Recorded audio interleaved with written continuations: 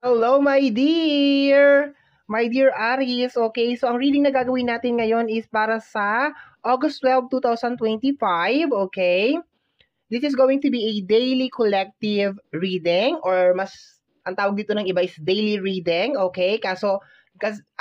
Hindi tarot kasi yung gagamitin natin Oracle card, okay? So, daily collective reading. Mas gusto ko siyang tawagin ng daily collective reading, okay? So, let's go tayo, my dear, because nagko-collect ako ng energy, okay, from the card, okay? So anyway, let's go na tayo, my dear Aries. Tingnan natin kung anong mako-collect natin for today. Once again, reading natin para sa August 12, 2025, okay? 6 cards. My dear Aries, 6 cards. Kuha tayo ng 6 na card para sa'yo.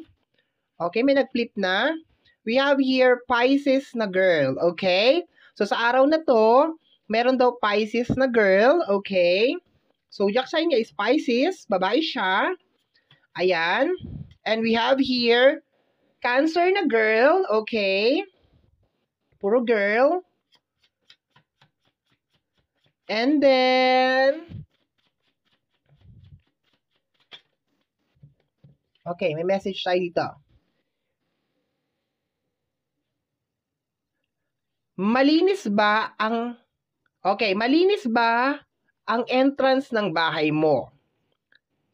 Tandaan, ang maduming entrance ng bahay ay umaakit ng negatibong energy. Okay.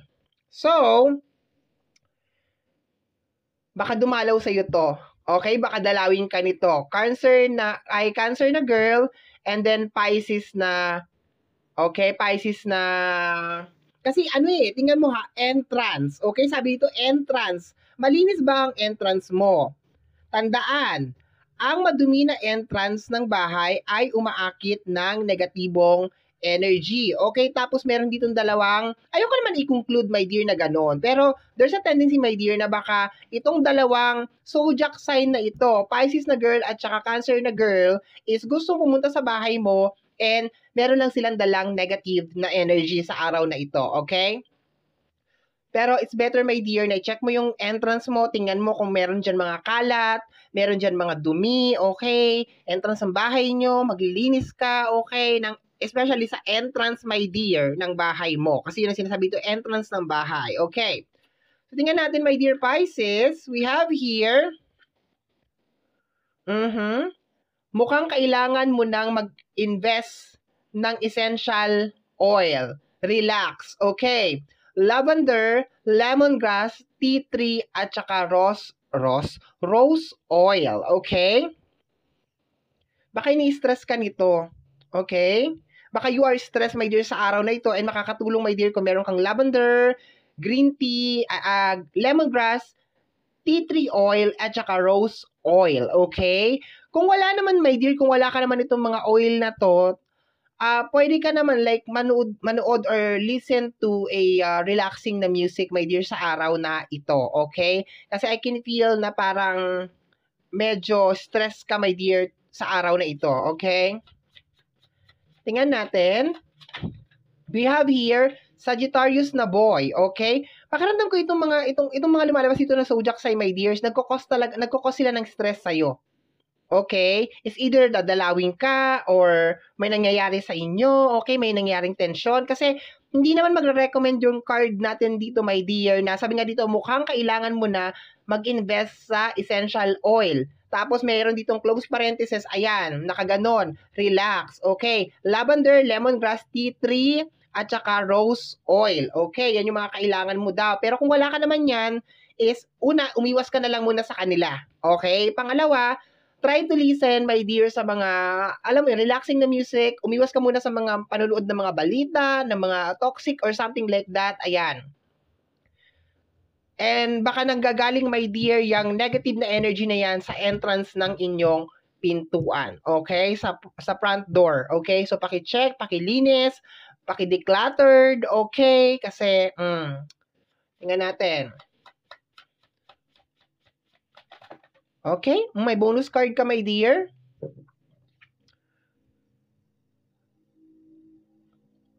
Okay. Maglaan ng oras para alalahanin ang mga mahal sa buhay na yumao na. Mag-alay ng kandila, dasal, o paborito nilang pagkain, pag-alala. Okay? So this is the time also, my dear, na kinakailangan mo mag-light ng candle, mag-offer ng prayer, kung alam mo yung paborito nilang pagkain or kaya mo i-provide yung yung paborito nilang pagkain, okay, why not? No, kahit maliit lang or baka yun yung lutuin mo for this day, my dear, para 'di ba, makasalo mo, my dear, yung iyong mahal sa buhay, my dear. Ano daw? Mag-alay ng kandila. Okay? Pwede ka kung wala naman, my dear, mag-alay ka na lang ng kandila at saka prayer. Okay? We have another card over here, Taurus na boy. Okay, meron ka pang Taurus na boy. Okay, once again, my dear Aries, yung mga involved na zodiac sign is Pisces na girl, Cancer na girl, Sagittarius na boy, Taurus na boy. Okay? Sinasabi ng ating card over here na paki-check daw, my dear, yung front door, okay, yung entrance, maglinis, okay? Kasi daw yung front door mo daw, my dear, baka yan yung nag-a-attract, my dear, ng negative energy kung bakit nararamdaman mo ngayon na stress ka. Okay?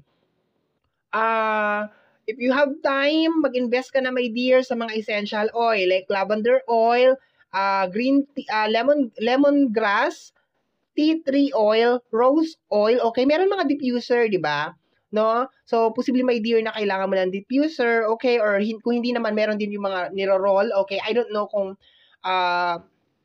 kaya ko mag-provide sa ating basket ng mga oil, okay? Titingnan ko, my dear. Kung hindi naman, ikaw na lang mismo yung maghanap. Basta yun ang suggestion dito, my dear.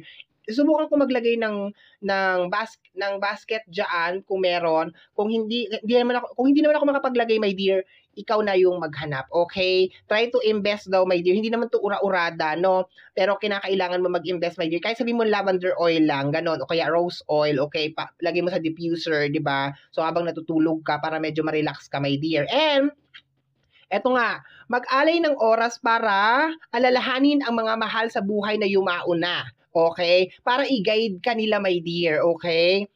Mag-alay ng kandila, dasal, o paborito nilang pagkain. Actually, paborito nilang pagkain. Yung pagkain, my dear, is optional na lang siya kung kaya mo talagang i-provide.